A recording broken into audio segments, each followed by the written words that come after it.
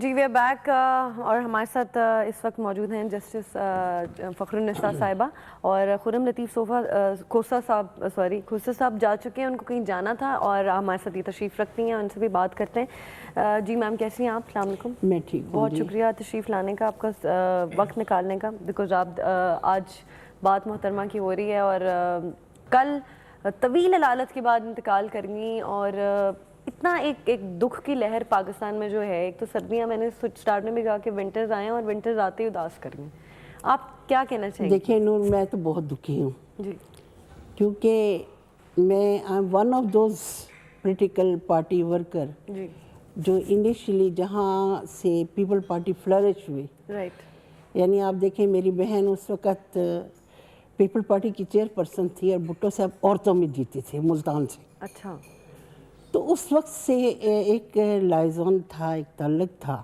اس family سے اور بیگم بھٹو سے۔ میں نے ان کو ایک بڑی ڈٹرمنڈ عورت پایا، بہت مضبوط اور بہت کائنڈ اور بہت شفیق۔ صحیح، میں آپ کو ایک انسیڈنٹ بتاتی ہوں کہ اب میں نئے چہرے دیکھتی ہوں پارلیمنٹ میں جی، اور پیپل پارٹی میں، لیکن وہ لوگ جنہوں نے ضیاء الحق کا دور دیکھا تھا، ایک خوفناک دور تھا، بھیانک دور، جس میں وہ جانتے ہیں اس درد کو، اس تکالیف کو، اس سفرنگ کو جو نصرت بھٹو جیسی خاتون نے برداشت کی اور معلوم بھی نہ ہونے دیا قوم کو کہ کیا گزر گئی ان پر۔ مجھے یاد ہے کہ مرتضیٰ بھٹو آ رہے تھے پاکستان میں، تو میں 70 کلفٹن میں بیٹھی تھی، تو میں نے دیکھا کہ بیگم بھٹو جو ہے وہ اچار رکھ رہی تھی۔ میں نے کہا بیگم صاحبہ ملتان کا اچار بڑا مشہور ہے۔ ہاں لانا، مرتضیٰ بہت مرچیں کھاتا ہے، مرچوں والا اچار میں رکھ رہے۔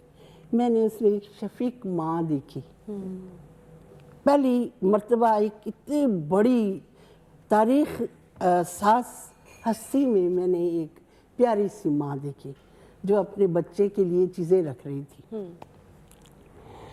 پھر مجھے وہ جگہ بھی یاد ہے، لکھپت جیل کی، جہاں مجھ سے پہلے نصرت بھٹو، بے نظیر بھٹو وہاں ڈیٹین کی گئیں۔ وہ ایک سیل تھا جس میں ٹوائلٹ نہیں تھا، آپ سوچیں ٹوائلٹ بھی نہیں تھا۔ اینڈ وڈ یو بلیو کہ وہ لوگ جنہوں نے پاکستان میں جمہوریت کے لیے اتنی بڑی قربانی دی، جو اتنے بڑے خاوند کی بیوی تھی، جو کہ ایک اسٹالورٹ پرسنالٹی تھا گلوبل ورلڈ میں، بالکل، ایک ٹال پرسنالٹی تھا، وہ اس سیل میں انہوں نے 1 مہینہ گزارا اور اس کے بعد میں اور عابدہ ملک اس سیل میں آئے لکھپت جیل کی۔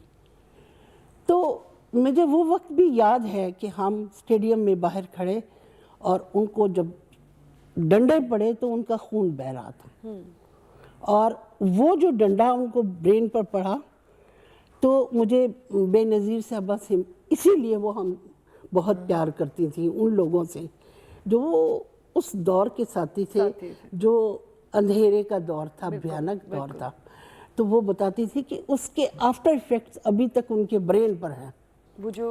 پھر مجھے وہ وقت بھی یاد ہے کہ میں بے نظیر بھٹو سے ملنے گئی، نصرت بھٹو باہر بیٹھی تھی، تو میں نے ان سے کہا کچھ بات کرنی چاہیے، تو کہنے لگی no I don't want to go in that, I don't want to remember all those things۔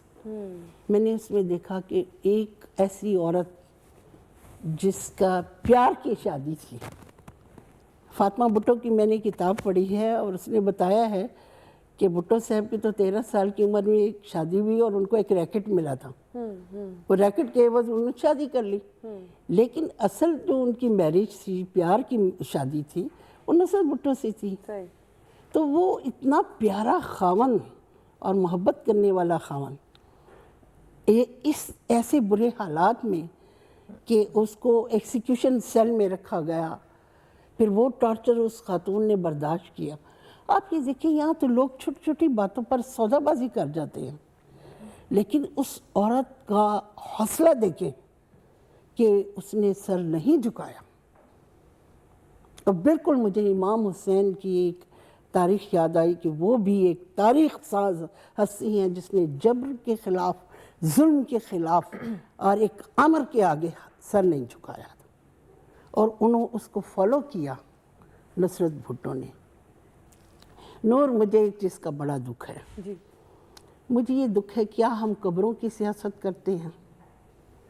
क्या हमें मालूम नहीं है कि इस मुल्क में कुर्बानी देने वाली अपने शौहर की, अपने 2 खूबसूरत बच्चों की, अपनी एक मैं कहती हूँ इतनी excellent women of the world Benazir Bhutto की, वो तो बाद में एक्सिक्यूट हुई, लेकिन उनकी ज़िंदगी में तो वो चले गए ना। बिल्कुल। इन सदमों को तो उन्होंने बर्दाश्त किया, लेकिन उनकी ज़िंदगी में हमने उन्हें फरामोश किए रखा।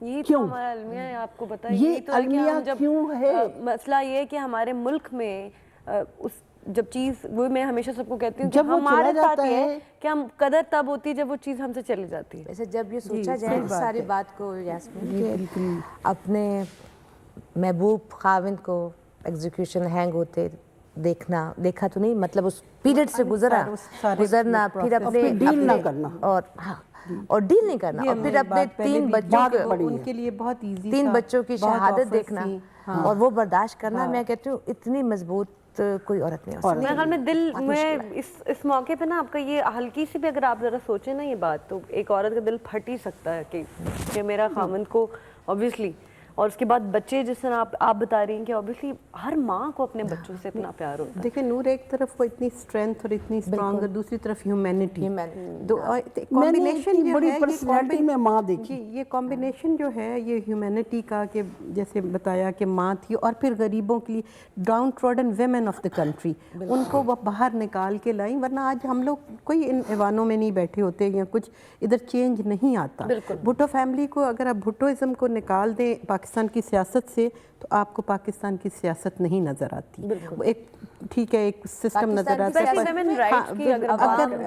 अवाम को, ख़वातीन को, ये वो वाले तबकात होते हैं जिनको नज़रअंदाज किया जाता है, और इनको ऐसे ही टावरिंग पर्सनैलिटीज़, मैं कहूँगी लार्जर दैन लाइफ पर्सनैलिटीज़ होती हैं, जो एक टर्निंग पॉइंट लाती हैं ख़वातीन की ज़िंदगी में, माइनॉरिटीज़ की, गरीबों की, और फिर पाकिस्तानी सियासत उस पे चली, और आज जो हम सियासी देखते हैं, अमल जो भी जारी और सारी है, ये अल्लाह ताला ने उनके वसीले से करवाया जिन लोगों ने अपनी ज़िंदगी का आराम, सुकून, अपने बच्चे, औलाद कुर्बान की। ख़वातीन जो हैं, जो सियासत में हैं, वो इसको लेके चले साथ। बिल्कुल, देखिए मैं आपकी बात उसी ठीक डिग्निटी से, इज्जत के साथ, और ये जिम्मेदारी है, ये बहुत बड़ी जिम्मेदारी है। एक और वाक़या बताना चाहती हूँ। मैं और तलत यकूब हम जस्टिस थे, और पाकिस्तान की तारीख में बेनज़ीर ने पहली दफ़ा जजेस of the high court induct किए थे। तो हम बाहर बैठे थे, VIP में, हम जा रहे थे कराची, तो मुर्तज़ा भुट्टो और बेनज़ीर नुसरत भुट्टो साहिबा वहीं आई। मैंने चुपके से मुर्तज़ा भुट्टो को पैगाम भेजा, मैं तुम्हें मिलना चाहती हूँ। परवेज़ को कहा मैंने कि देखो कह के आओ। उन्होंने मुझे मैसेज भेजा, आपका मुझसे मिलना अच्छा नहीं है, आपके लिए अच्छा नहीं है। लेकिन थोड़ी देर में नुसरत भुट्टो आई, उन्होंने मुझे गले से लगाया, उन्होंने तलत याकूब को गले से लगाया। अब इससे आप अंदाज़ा लगाएं कि इस फैमिली की जो सबसे बड़ी क्वालिटीज़ थी, जो सबसे बड़ी क्वालिटी है कि उन्होंने आवाम को एक शऊर दिया, एक सेंस दी इंटेग्रिटी की, डिग्निटी की। ताकत का सरचश्मा अवाम है, और ये सेंस ऑफ इंटेग्रिटी देने के बाद वो उनका ख्याल भी करती थी।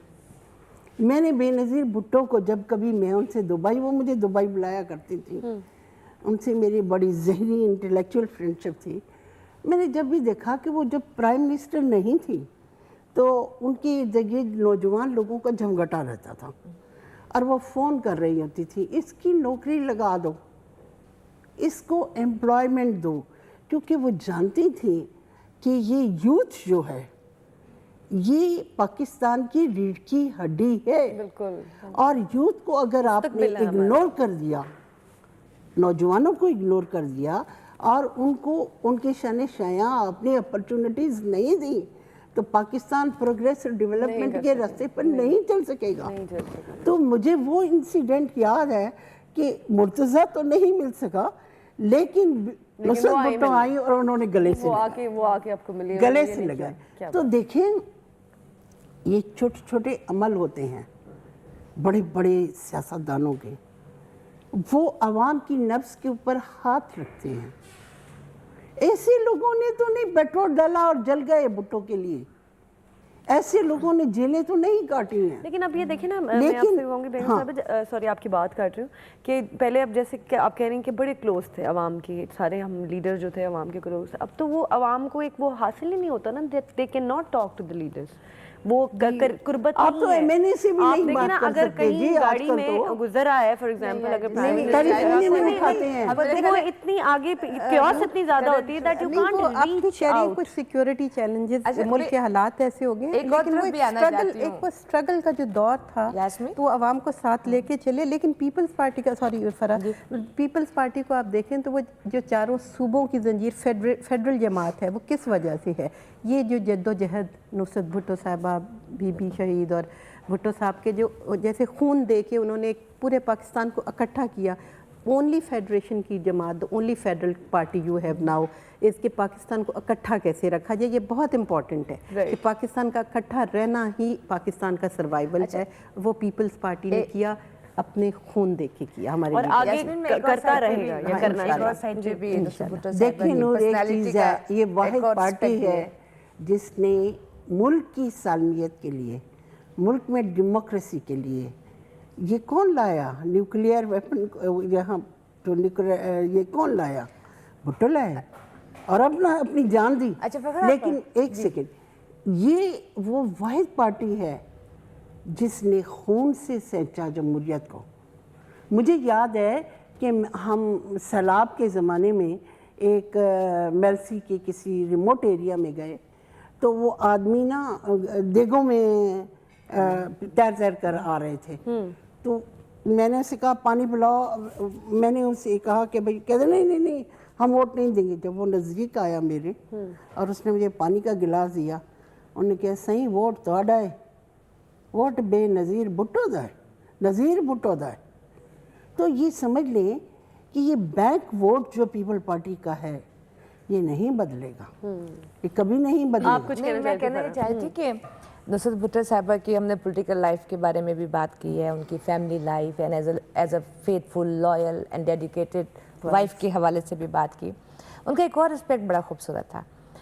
मैं बहुत छोटी थी जब मैं उनको देखा करती थी, और वो मुझे हमेशा बड़ी क्रिस्मेटिक और बड़ी चार्मिंग लगती थी। ब्यूटीफुल वुमन, बहुत ब्यूटीफुल। अच्छा, और लोग खूबसूरत भी होते हैं लेकिन उनको अपने आप को कैरी नहीं करना आता, उनमें एलिगेंस नहीं होता है और उनमें कैरेक्टर नज़र नहीं आता। तो मैं अभी कल जब से ये सिलसिला शुरू हुआ है, मैं टीवी पे देख रही हूँ सारा कुछ, उनकी पिछली पिक्चर्स देख रही हूँ मैं सारा, और मैं देख रही हूँ कि इस खातून ने पाकिस्तानी जो हमारी ख्वातीन थी, when she was representing Pakistan as a first lady, तो उनका जो एक गेटअप था वो इतना एलिगेंट था, इतना खूबसूरत था कि वो देख के भी आम औरत भी और आम मर्द भी हर एक बंदा इंप्रेस हो जाता है। भुट्टो साहिबा को देखिए, लेकिन बहुत अच्छा लफ्ज़ ने इस्तेमाल किया, that is character which comes on the face. जो आपका अंदर का इंसान है, वो आपके चेहरे पर वो एक नूर और चेहरे पर कैरेक्टर आता है, फिर आपकी पर्सनालिटी भी वैसी हो जाती है। आप ऐसे नहीं, फिर वो आप खुद ही एक औरत, एग्जैक्टली आपका वो एक होती है। कोई गोल है ज़िंदगी में, कुछ आपने अचीव करना है, आप ऐसे वक्त को ज़ाया नहीं कर रहे, या आपने कुछ एक बहुत बड़ा कॉज है इस मुल्क में, एक जमहूरियत, डाउन ट्रोडन लोगों के लिए हासिल करना है जो, तो वो जब कॉज होता है तो वो मजबूती, वो डिसेंसी, वो एलिगेंस जो आप कह रही हैं, वो सब कुछ नज़र आने लगता है। वो फ्रिवलेस नहीं या छोटी चीज़ों में नहीं जाते। तो वो ये जैसे आपने इससे पहले भी ये सवाल किया है, but again at the cost of reputation से, कि ये पर्सनैलिटीज़ रोज़ नहीं पैदा होती, हमने उनको खो दिया। कह लें कि उनकी यादें, उनकी हिस्टोरिकल अचीवमेंट्स हमारे लिए मशल राह होंगी, बट फिज़िकल प्रेजेंस नहीं होगी। बट आने वाले वक्तों में ये एक सब्जेक्ट है लेकिन हम ये लोगों पूरा ने जो यास्मीन, लेकिन हम लोगों ने कितनी ज्यादती की है उनके साथ। आपने Look at- कौम को मैं तो कितनी एक ज्यादती पैगाम देना चाहती हूँ कि प्लीज़ कब्रों के पुजारी नहीं बनो। प्लीज़ देखो, जब वो आदमी जिंदा है तो उसने जो कुछ किया इस मुल्क के लिए, उसको रिकग्निशन तो दो प्लीज़। लेकिन अफसोस जी यही है, जब बहुत बड़े बड़े फ़नकार इस मुल्क के भी फ़नकारों का मैं ज़रूर नाम इसलिए लेना चाहूँगी क्योंकि जब वो चले गए तब हमने उनकी कदर तब की। हमने हमारा अफसोस ही यही है कि मैं हमेशा अपने शो में जब स्टार्ट भी करती हूँ मैं यही करती हूँ कि अपने जो बेहतरीन लोग हैं जिनकी अहमियत है आपकी ज़िंदगी में, उनकी आज कदर करें क्योंकि कल पता नहीं हो ना हो। एक छोटी सी ब्रेक लेते हैं जी, ब्रेक के बाद वापस आएंगे हमारे साथ। रहिए।